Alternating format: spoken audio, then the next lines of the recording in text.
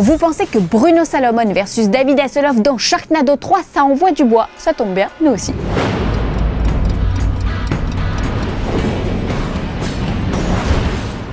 Au programme aujourd'hui, voici Tron, à ne pas confondre avec Ultron bien sûr. Créé en 1982, le cyber-univers de Tron a laissé une véritable empreinte dans l'histoire de la pop culture. Près de 30 ans après le film culte, il y a eu l'histoire de Tron Héritage, sorti en 2010.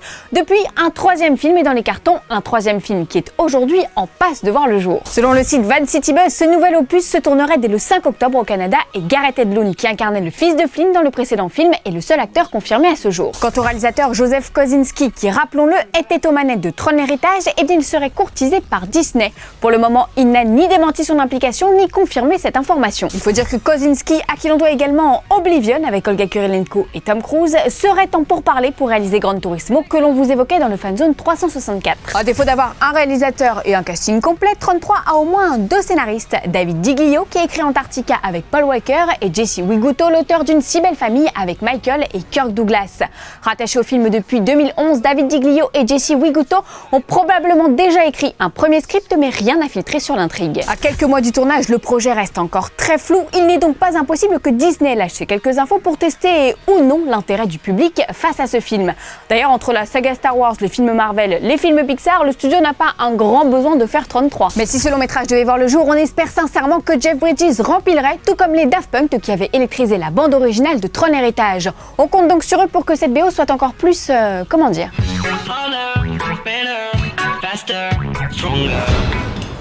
aussi énigmatique que Star Wars Rogue One, le titre officiel du spin-off de 2016. Voici les news en bref. Les rumeurs Green Lantern vont bon train, je vous propose donc de faire un point. Le rappeur Common, un temps pressenti pour incarner Green Lantern dans le film de 2011, serait en lice pour reprendre le rôle de John Stewart. Chris Pine, quant à lui, serait sur les rangs mais pour jouer Hal Jordan. Chris Pine qui lui aussi avait été pressenti pour le film de 2011. Vous suivez? On ne sait pas encore quelle incarnation du héros sera choisie par les studios dans les nouveaux films d'ici, mais si ce n'est pas l'un de ces deux comédiens, c'est ce que l'on appelle une malédiction. À suivre. Entre l'épisode 3 de Star Wars et l'épisode 4, il y a Star Wars Rebels. Et bien, entre l'épisode 6 et l'épisode 7, il y aura une vingtaine de livres. Des ouvrages pour enfants, mais aussi des comics qui détailleront tout ça. Tout devrait être publié entre septembre et décembre. Vous pouvez donc commencer à économiser si vous voulez tout savoir de la continuité de l'histoire de la galaxie. Ce qui est un tout petit peu agaçant, c'est que l'année dernière, on nous avait bien précisé que l'univers étendu ne faisait plus partie de la guerre des étoiles et qu'aujourd'hui, on nous prouve le contraire. Aujourd'hui, dans le courrier des Fanzoniens, on répond à Jocelyn P qui nous demande des nouvelles de Pirates des Caraïbes 5. Eh bien, Johnny Depp s'est blessé sur le tournage comme un vrai forban. Bon, rassurez-vous, rien de grave, il s'est juste coupé la main, ce qui n'a pas d'impact majeur sur le tournage. Le cinquième film va donc continuer normalement avec de légers ajustements d'agenda et on y verra que du feu. Jack Sparrow sera donc dans les temps, prêt à embarquer pour le 12 juillet 2017.